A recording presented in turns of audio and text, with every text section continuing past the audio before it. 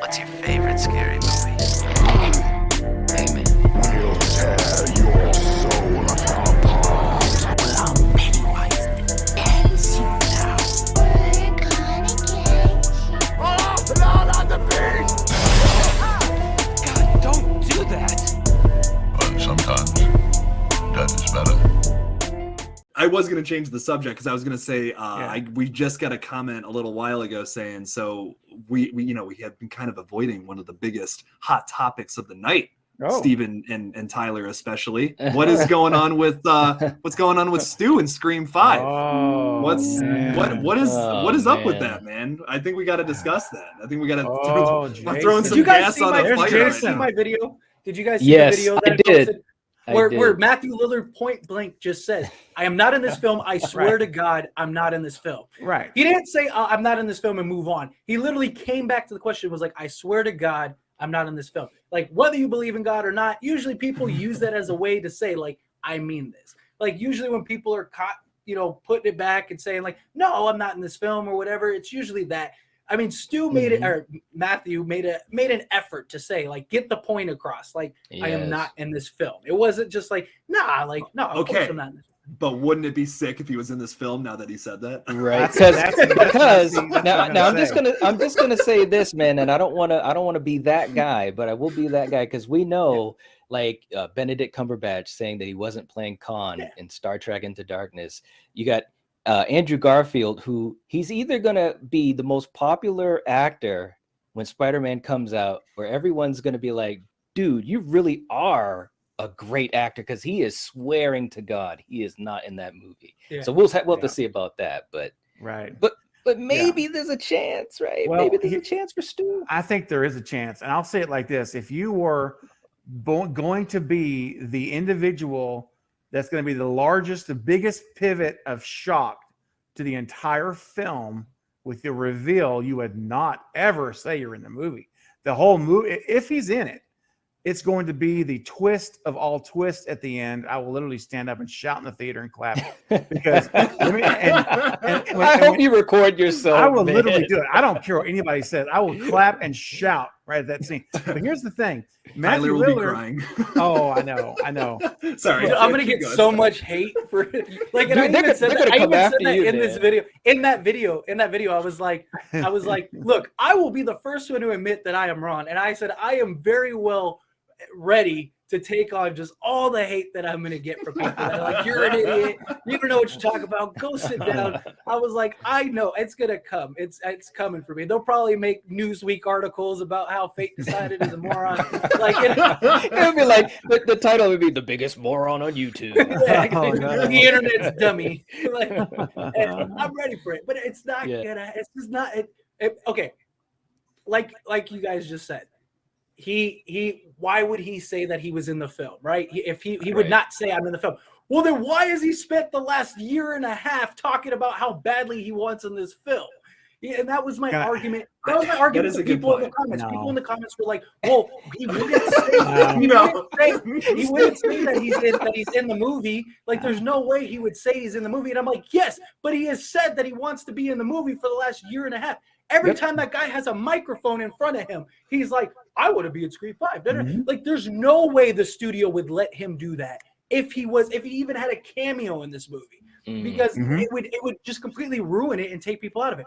I tell you, he's not going to be in this film. It makes no sense. It's been 25 years. And I even had somebody, they were making a pretty decent argument. They were like, so let him go. They were like, that's it. Let's strap in. Okay. No, but you had I've had people like try to present. I have yet to have anybody explain a realistic argument. Like, people are like, he could have been in a psych ward. He could have been this. Stu Macher was one of the partners to one of the biggest horror sprees. I mean, the media coverage was insane for back in '96. If Stu Macher survived, there would have been newspaper articles. It would have been in Gail Weathers' book. It would have been, I mean, there's no way you can have Stu just not even have a mention the last 25 years and then put him into the film. Not to mention all of the production and movie standpoints. You're talking about just strictly from a story perspective. You're telling me that nobody knew that this guy lived Nobody made a news coverage on it. Gail didn't put it in her book. It wasn't on the footage that Gail had in the house. Like nothing. It makes no sense. I'm sorry. I know people want me. I get comments every day that are like, "Can you just come over to the stew side?" And come over to the stew. I swear to you, I have people say all the time, like, "Why? Like, what's so wrong with just coming to that?" And I'm like, because one, I'm not a liar. Two, there's plenty of people that'll tell you what you want to hear. I'm not that YouTuber. Like, I'm not the YouTuber that's gonna say, because I mean, we see it all the time with YouTubers. Like, they'll have an opinion, and then their audience comes in, and they're like, "Yeah, you're right. No, you're wrong. I'm sorry." Like, I'm wrong all the time, and I'm the first to say, you know what, I was wrong. We were wrong about the trailer and the blood drops, right? And I was telling people, I even made a whole video. I did too. I saw that. Yeah, I did too. And just to clarify, because I believe in transparency, and I'm always going to be the transparent one. I'm always going to. I'm sorry. There is nothing That broken guy. over here, baby. My heart is rock solid. I'm just waiting for my turn. I'm just waiting for my turn. I want Fate to get it all out. I want it all out, so then I can respond. So no, go ahead, keep going. Get it all out. But it's just moral of the story from Wiping away the the tears. from the story standpoint. I explained why it makes no sense. From a production standpoint, this is new producers, directors, writers, studios, everything. They want to make their own movie. This movie isn't even centered around Sydney. If you're going to have Stu Macher in this film, Sydney needs to be the focus. It would have been a great conclusion to her story. Have him return, they face off one last time, and then that's the end of Sydney's story. However you go about it. But she's not. It's Sam. Sam is the new final girl that they're setting up to continue the franchise. They want to go with further franchises. There's no point in having Stu in an hour. So you got to figure an hour, let's just call it a 2-hour movie. Yeah. You have 15 minutes of credits, and you probably have 10 to 15 minutes of the opening scene. So you really have like an hour and 20 minutes to character develop all the characters, tell all the story, do the Ghostface, introduce the OG3, add in whatever surprise characters there's going to be that we don't know about, that are just likely just throwaways and kill-offs. And then to incorporate Stu, as soon as he hits that screen, everything else just got forgotten. Nobody cares about Sam or anything. Everybody's just caring about Stu and what is going on with him and his direction. And how do you ever truly move on? I love this, man. I'm just letting me know, man. Steve, hey, look, I love it because Steven is sitting back like, yep. Oh my God. I don't disagree with that, but I have a reason for that. Even the crazy. I'll let you get to this in a second. This is good content for people. Fate, you were amazing. That's right. Thank you. I'm sweating right now. I'm literally sweating. Oh, you're sweating. His arms are heavy. I'm waiting for There's the vomit on fireworks. his sweater already. No, but even from because people, that's another argument. People be like, well, Craven and Kevin wanted it. Well, they didn't do it. They scrapped it. They thought it was a terrible idea. Like that's what happened. Yeah, no, part of it, yes. Part of it They did not happened. think it was a terrible idea. Wes Craven did not like the idea when it was presented to him. There's an interview out there where he was going to make the movie. The only reason that he scrapped because it he didn't have a choice. He's the director. Because it was the Columbine situation. Yes, that was one done, of the reasons. That was one of the reasons. Yes. But the Weinsteins didn't like the idea, and neither did Wes Craven. Kevin Williamson already had the story. That's why they made changes. You can look it up. There's an interview where Wes Craven talks about it, and he says I wasn't keen on the idea. And I'm glad it got changed. But go ahead, Craven. Your turn. Wow. Fate, my friend. Wow. Ding, ding, ding, ding, ding, ding, ding. Where to begin? Okay, so I guess I'll start back as much. I'm trying to remember everything. So the first thing we started off with. I'll wait for Jake. Let me wait for Jake because he needs to be okay. You want me to say it again? No. We're good. Say it again. I want to hear. No, we're good. So, okay, here's the thing. You said a year and a half ago the marketing started. I mean, a year and a half ago, Stu started the campaign that he wasn't in the movie. Absolutely 1,000% agree. A year and a half ago is about the time they decided to make this movie, which nice coincidence that it happens about the same time. And one word about all of this is what's the biggest word about Scream 5 is misdirection. And I believe that, and Jake, you get ready, man. Settle in, buddy.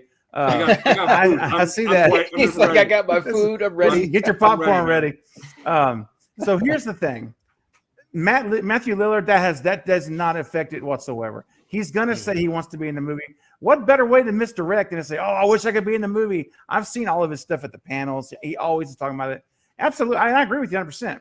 But see, I interpret it differently. I see that as him doing what he should do if he was in the movie. And then now what happens? He does. This guy says, "Are you in the movie?" Now we're getting close to doing it, and he says, "No, I'm not in the movie." Again, misdirection. That's what I would expect. So that to me doesn't really affect anything. Now, you talk about having a realistic story. Well, I will, I'm trying to think about one at a time. So here's the thing. Gosh, I should have stopped you at each point. I'm just eating my cake, man. Well, that's it, man. Eat your cake, eat your popcorn. I'm getting a live Craven Something Scary right now video. It's great. Like, this is the best content. It is great, man. Absolutely, it is great. So, all right. So let me hear. And Denisha, fate's not killing me. He put up a very good argument. I'm far from dead. I am far from dead. Let me tell you what. I have a strong pulse. This is the last Lethal Collective episode after this. Why did you and Craven break up? The breakup. Why did you and Craven break up? This is fun. So, all right, it's fun. So here's the thing, man. Stu survives Scream 1. He is in his parents have money. We know that because he lives in a house in wine country. They got a boat in the front yard. We know on the garage. We know it's the family of means. So what do? They hire the OJ team equivalent of a dream team. They go to court. They plead all of his psychological things. They bring it all out, whatever. So he gets confined to a psychiatric facility, let's just say, where it's criminals, it's for criminals. And he's there for 25 years. During this period of 25 years, there are always fans. People, as we know, there are fans. There are people that write prisoners who idolized Charles Manson and all these other people. So we know that happens. Yeah. So during the course of time, he gets communications through mail, maybe through email if they allow, because remember, this won't be a prison, but it will be a psychiatric facility. And by the way, all this time, Stu's on his best behavior. He is trying to get back out.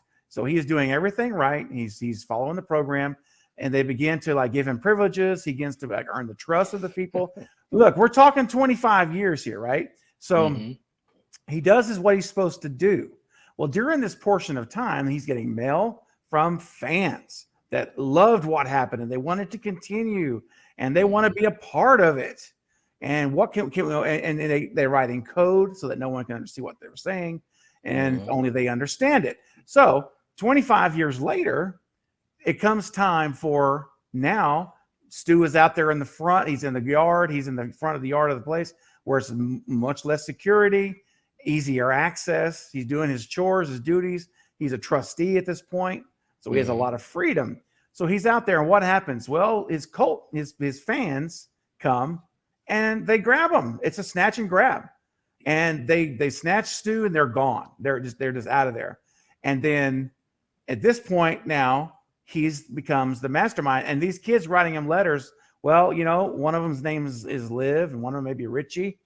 One of them could be Amber. Could be. And all of a sudden now they are all in to finish what was started. They want to continue to do this. Now, why in the world wouldn't there be news reports all about Stu being alive? Well, I'll tell you why.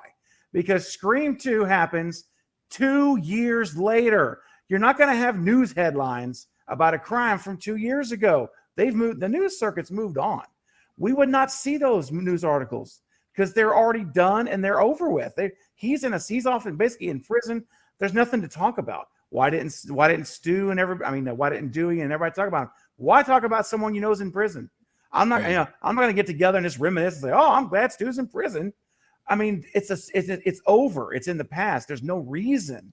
There's nothing. The only reason to talk about him is if something new developed, like him breaking out or something like this. So that's my response to that. And as far as the news headlines, that's easily resolved with the 2-year gap. So that is what I see happening here. I see if this happens again. Everyone understand. I'm not saying this is what's going to happen, but I'm saying I hope it does, and this is what I hope would happen. And then here's another thing. So let's go. Thank you, Marion. That's right. So here's the thing. Another one that Fate you mentioned. Character development. We've only got an hour and 45 minutes, and you're absolutely right. If we bring Stu into this picture anywhere, everyone's going to be like, "Oh my gosh," and forget. Who cares about Sam? Who cares about these people? That's why you don't bring him in to the very last minute of the film. In Like fact, a Luke Skywalker in Force Awakens. yes, exactly right. You don't do that earlier. You hold out, and there's clues throughout the movie. There's subtle clues, but they're not overt clues. And so, it could end simply as someone at the very last scene, gets their phone out and they get a message. Like let's say I don't care. Pick a name. Liv. I don't care. I'm just saying for the sake of argument. Liv is one of the Ghostface killers. She dies, and then her phone goes off, and someone looks down at it. Any of the actors, they look down and they look at the phone, and it says something like, "Call me when it's done, Stu." Bam, and the movie goes to end credits. And on a cliffhanger.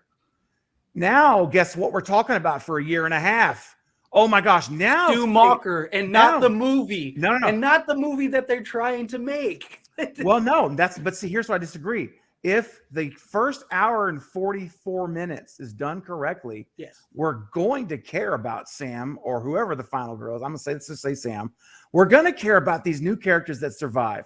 It's not going to be a distraction. It's going to be an addition, because we're already going to say, "Oh, dude, Sam and Richie or Wes are going into Scream." Nobody cares about them. Nobody knows them. But they will. Well, here's one that I want to say one thing, just because, and I didn't even think about this until I mentioned it a second ago. But like with Force Awakens, Luke came in at the very end, exactly. and of course, fans of Luke, we were like, "What? That's it?"